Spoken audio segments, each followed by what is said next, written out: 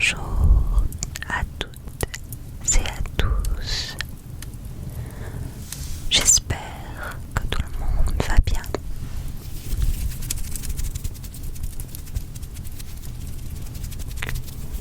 Aujourd'hui, on se retrouve dans une nouvelle vidéo lecture.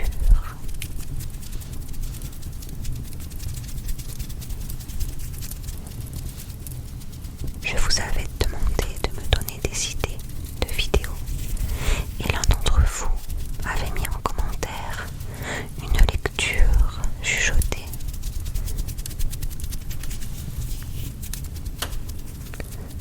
Du coup, je m'exécute.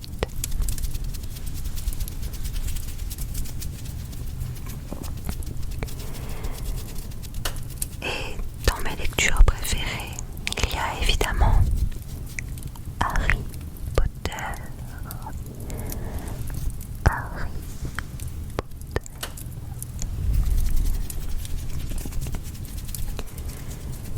Mais je ne vais pas vous faire une lecture en français.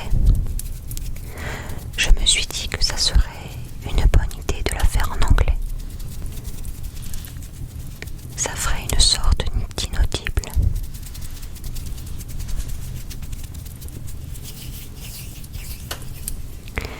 Et justement, il y a quelque temps, j'ai commandé sur Amazon UK cette édition qui est sortie pour les 25 ans.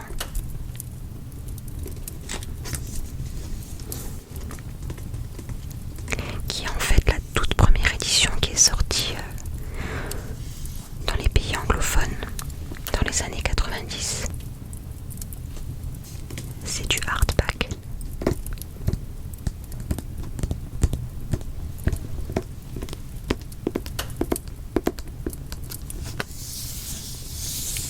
J'adore les livres en VO, ils sont tellement plus jolis que les livres en VF.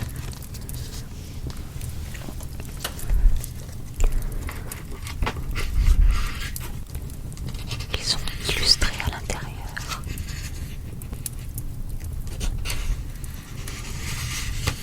Regardez comme c'est joli.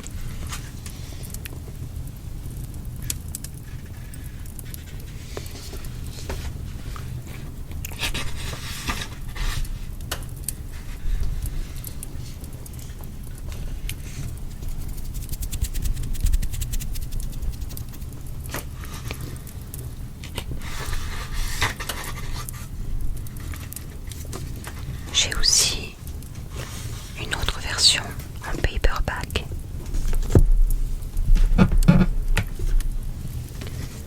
Celle-ci qui est aussi magnifique. Les dorures sont trop belles. Ça donne vraiment envie de le lire quand on le voit.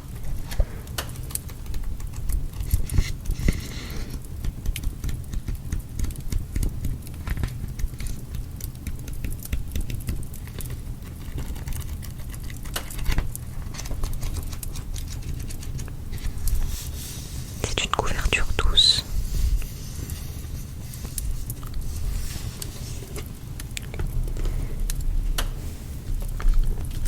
Alors c'est parti pour la lecture.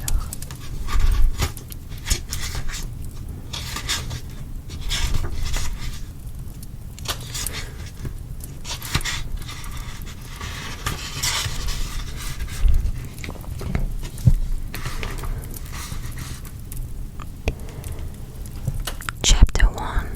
The Boy Who Lived. Mr. and Mrs. Dursley of number 4 Private Drive were proud to say that they were perfectly normal. Thank you very much. They were the last people you'd expect to be involved in anything strange or mysterious, because they just didn't hold with such nonsense. Mr. Dursley was the director of a firm called Grunnings, which made drills. He was a big, beefy man with hardly any neck, although he did have a very large moustache. Mrs. Dursley was thin and blonde and had nerve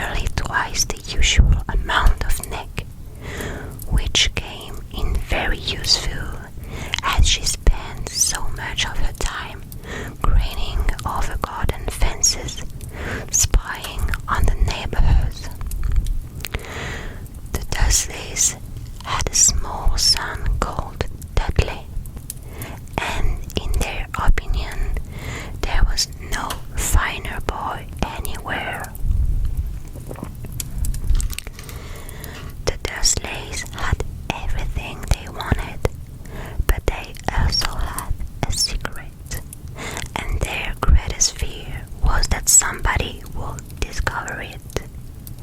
They didn't think they could bear if anyone found out about the Potters. Mrs. Potter was Mrs. Dursley's sister, but they hadn't met for several years. In fact, Mrs. Dursley pretended she didn't have a sister because her sister and her good-for-nothing husband were as un-Dursleyish as it was possible to be. The Dursleys shuddered to think what the neighbors would say if the Potters arrived in the street. The Dursleys knew that the Potters had a small son too, but they had never even seen him. This boy was another good reason for keeping the Potters away. They didn't want Dudley mixing with a child like that. When Mr. and Mrs. Dursley woke up on the door, Great Tuesday, our story starts. There was nothing about the cloudy sky outside to suggest that strange and mysterious things would soon be happening all over the country. Mr. Dursley hummed as he picked out his most boring tie for work, and Mrs. Dursley gossiped away happily as she wrestled a screaming Dudley into his high chair. None of them noticed a large downy owl flutter past the window. At 8:30, Mr. Dursley picked up his briefcase, pecked Mrs. Dursley on the neck, and tried to kiss Dudley goodbye but missed, because Dudley was now having a tantrum and throwing his cereal at the walls. "Little Tyke," shouted Mr. Dursley as he left the house. He got into his car and backed out of number 4's drive. It was on the corner of the street that he noticed the first sign of something peculiar: a cat reading a map.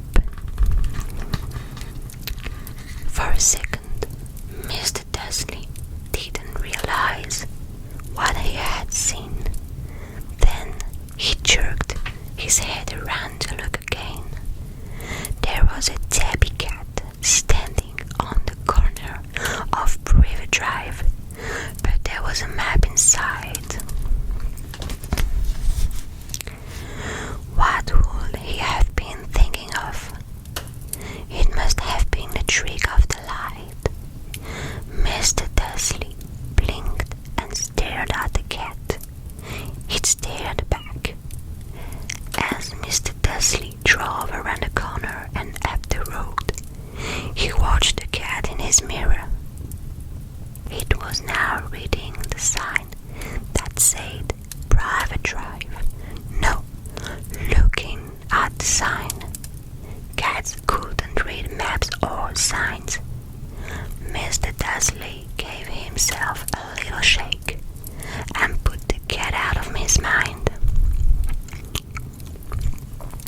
As he drove towards town, he thought of nothing except a large order of trees he was hoping to get that day.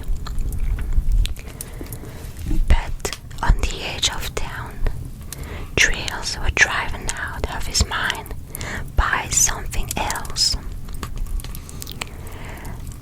As he sat in the usual morning traffic jam, he couldn't help noticing that there seemed to be a lot of strangely dressed people about. People in cloaks. Mr. Dursley couldn't bear people dressed in funny clothes, the get-ups you saw on young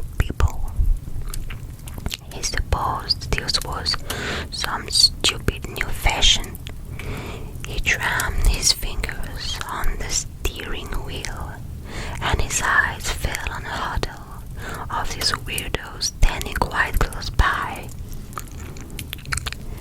They were whispering excitedly together. Mr. Dursley was enraged to see that a couple of them weren't young at all. Why?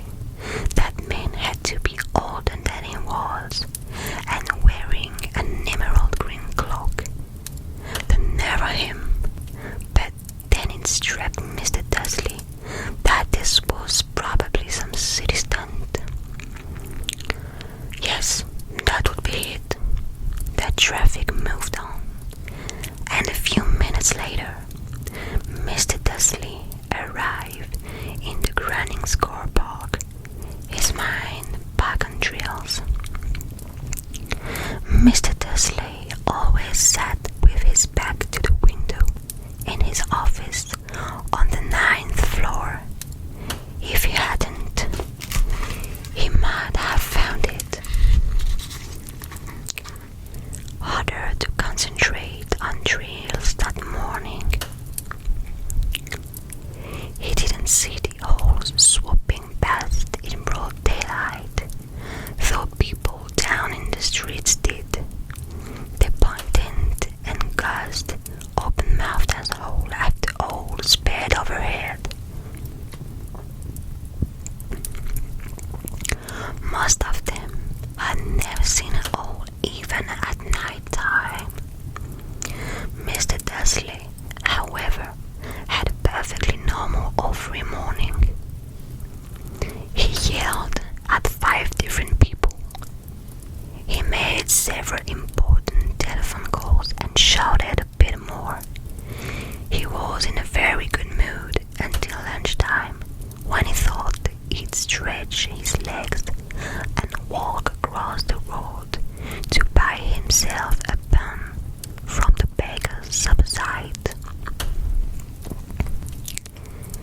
He'd forgotten all about the people in clothes until he passed the group of them next to the baker's. He eyed them angrily as he passed. He didn't know why, but they made him uneasy. This lot were whispering excitedly too, and he couldn't see a cigar collecting anything. It was on his way back past them, clutching a large donut in a bog, that he caught a few words of what they were saying. The Potters, that's right, that's what I heard. Yes, they sent Harry. Mr. Dursley stopped dead. Fear flooded him. He looked back at the whisperers as if he wanted to say something to them, but thought better of it. He dashed back across the world, hurried up to his office, snapped at his secretary not to disturb him, seized his telephone, and had almost finished dialing his home number when he changed his mind. He put the receiver back down and struck his mustache, thinking, no, he was being stupid. Potter was such an unusual name. He was sure there were a lot of people called Potter who had a son called Harry. Come to think of it, he wasn't sure his nephew was called Harry. He'd never seen him, the boy. It might have been Harvey or Harold. There was no point in hurrying Mrs. Dursley. She always got so upset at any mention of his sister. He didn't blame her if he'd had a sister like that, but all the same, those people in cloaks. He found it a lot harder to concentrate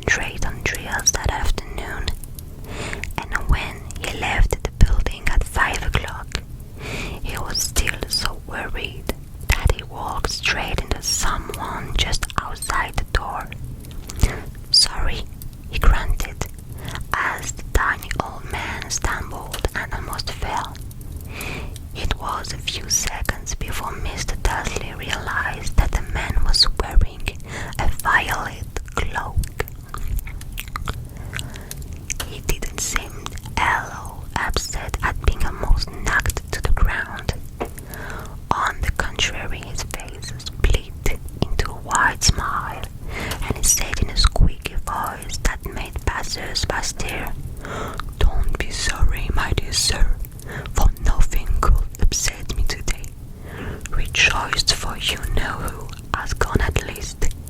Even muggles like yourself should be celebrating this happy day.